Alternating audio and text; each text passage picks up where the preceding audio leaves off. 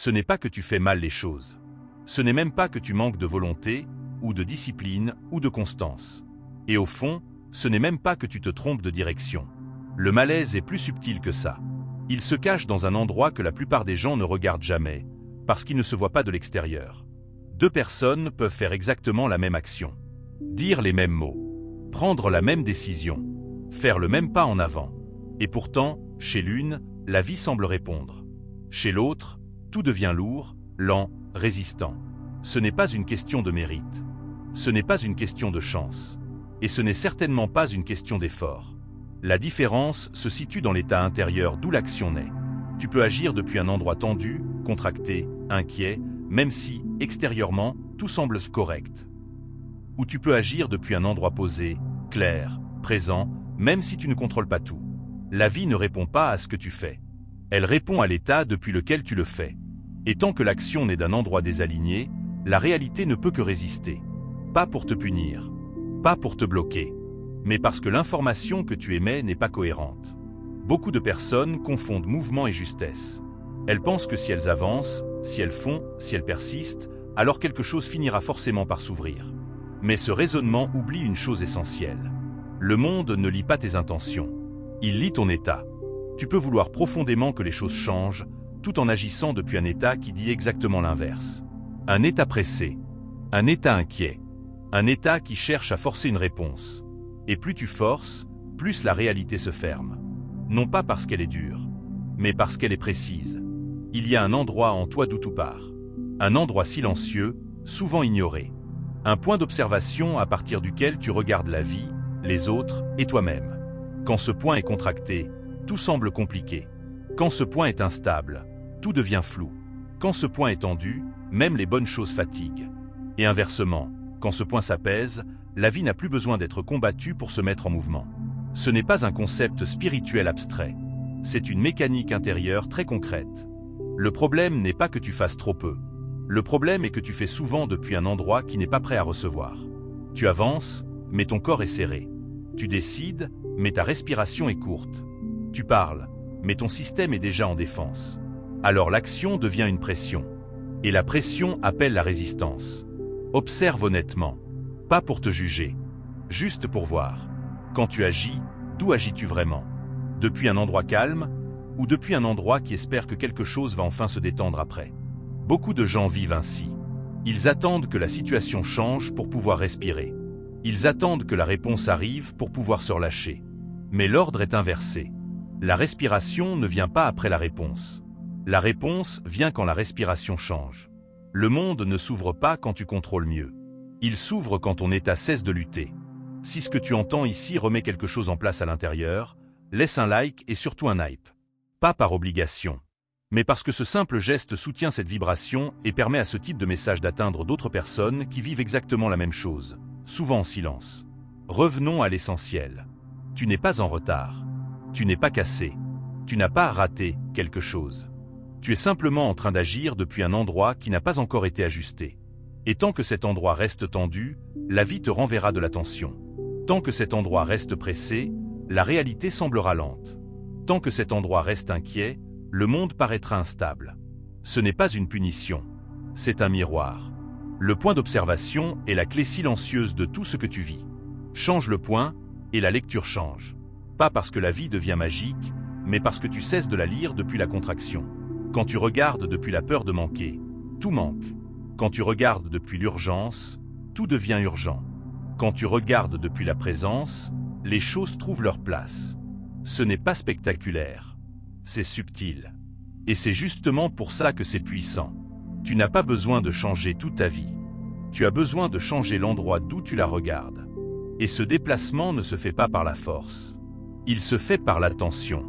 Là où tu poses ton attention, ton état se réorganise. Là où ton état se stabilise, la réalité commence à répondre autrement.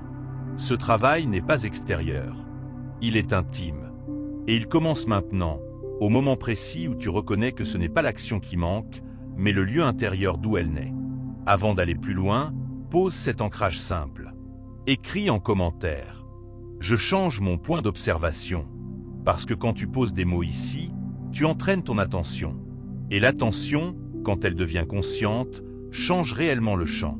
Quand tu observes plus finement, tu remarques quelque chose de troublant. Ce n'est pas seulement ton esprit qui agit depuis un certain endroit. C'est ton corps entier qui soutient cet état, souvent sans que tu t'en rendes compte. Le corps ne ment jamais. Il révèle immédiatement d'où tu agis. Une respiration courte indique une attente. Des épaules tendues indiquent une anticipation.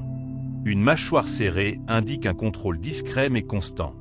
Et pourtant, beaucoup de personnes continuent à croire que leur problème est mental. Qu'il suffit de comprendre mieux, de décider autrement, de se motiver davantage. Mais l'état ne se change pas par une idée. Il se stabilise ou se désorganise par la manière dont le corps habite le moment. Tu peux dire intérieurement que tu es calme. Mais si ta respiration est haute et rapide, ton système n'est pas calme. Il est en adaptation forcée. C'est ici que la confusion apparaît. Beaucoup confondent effort et présence. Ils pensent qu'être impliqué signifie être tendu. Ils pensent que prendre les choses au sérieux signifie se contracter. Ils pensent que lâcher la tension, c'est risquer de perdre le contrôle. Alors ils agissent depuis un corps déjà serré. Depuis un rythme intérieur qui n'est pas naturel. Depuis une vigilance excessive qui fatigue avant même que la réalité ne réponde. Et ensuite, ils se demandent pourquoi tout semble demander autant d'énergie. Le corps est une interface. Il traduit ton état intérieur dans le champ extérieur. Si cette interface est crispée, le message est brouillé. Si cette interface est en résistance, la réponse sera lente. Si cette interface est en alerte, le monde semblera imprévisible. Ce n'est pas une punition, c'est une cohérence. Observe ton propre rythme. Pas ce que tu fais, mais comment tu le fais. Est-ce que tu avances avec une sensation d'espace ou avec une sensation de pression? Est-ce que tu parles en laissant des silences ou en cherchant à remplir? Est-ce que tu décides depuis une clarté tranquille ou depuis une urgence intérieure? Souvent, l'urgence n'a rien à voir avec la situation réelle. Elle est héritée d'un ancien mode de fonctionnement. Un mode où il fallait anticiper, contrôler, se préparer en permanence. Ce mode a peut-être été utile autrefois. Mais aujourd'hui, il continue d'agir même quand il n'est plus nécessaire. Et tant qu'il agit, l'état reste désaccordé. Tu peux faire les bonnes actions depuis le mauvais rythme. Et dans ce cas, même le bon devient lourd. Ce que la plupart des gens appellent effort est en réalité une tentative de maintenir un état instable. Ils tiennent, ils compensent, ils forcent la continuité. Mais tenir n'est pas être stable. Et compenser n'est pas être aligné. La stabilité vient quand le corps cesse de lutter contre le moment présent. Cela ne demande pas une technique compliquée. Cela demande une honnêteté lente. Sentir quand tu te contractes. Reconnaître quand tu accélères sans raison réelle. Admettre quand tu agis pour soulager une tension intérieure plutôt que pour répondre à une situation claire. Quand tu vois cela, quelque chose se relâche déjà. Parce que tu n'es plus confondu avec le mouvement. Le contrôle est souvent confondu avec la sécurité. Mais le contrôle fatigue. La présence, elle, soutient. Quand tu es présent, tu n'as pas besoin de tout prévoir. Tu ajustes au fur et à mesure. Et cet ajustement naturel demande moins d'énergie que la préparation constante. Le corps sait comment revenir à un rythme juste. Mais il faut lui laisser l'espace de le faire. Chaque fois que tu ralentis volontairement, sans t'arrêter, tu changes ton point d'émission. Chaque fois que tu respires plus bas, sans chercher à te calmer, tu informes le système qu'il peut se poser. Chaque fois que tu agis sans te crisper, tu envoies un signal de cohérence. La réalité répond beaucoup plus à ces signaux-là qu'à la volonté brute. Ce n'est pas spectaculaire, mais c'est profondément transformateur. Tu n'as pas besoin de faire moins. Tu as besoin de faire depuis un endroit plus clair. Quand l'état est juste, l'action devient simple. Quand l'état est stable, la réponse devient fluide. Quand l'état est cohérent, le monde cesse de résister. Et ce changement ne vient pas d'un grand geste. Il vient d'une répétition douce, d'un retour constant vers le corps, vers le rythme, vers la sensation de présence. Plus tu reviens, plus le système apprend. Et plus le système apprend, moins tu dois forcer. Ce que tu es en train de comprendre ici n'est pas une nouvelle méthode. C'est une rééducation intérieure. Tu n'apprends pas à faire autrement. Tu apprends à être autrement pendant que tu fais. Et cela change tout. Prends un instant pour laisser cette idée descendre. Pas dans la tête, dans le corps. Et si cela résonne, ancre-le maintenant. Écris en commentaire. Je ralentis et je vois clair. Parce qu'une phrase tenue par des milliers de personnes crée un rappel collectif. Et ce rappel change ton état. À un certain moment, quelque chose commence à se stabiliser différemment. Pas comme une victoire, pas comme une solution, mais comme une reconnaissance silencieuse. Tu remarques que la réalité n'a jamais réellement été contre toi. Elle réagissait simplement à un état qui était en lutte. Quand l'observateur se calme, le monde cesse de paraître agressif. Non pas parce que tout devient facile, mais parce que tout devient lisible. La plupart des gens vivent à l'intérieur de la réaction. Ils ne voient pas depuis un point. Ils sont le point. Alors chaque événement devient personnel. Chaque retard devient une menace. Chaque silence devient un problème à résoudre. Mais quand l'observateur se déplace, même légèrement, l'expérience change de texture. Tu continues à vivre les mêmes situations, mais tu ne les habites plus de la même façon. Ce n'est plus la vie qui te traverse brutalement.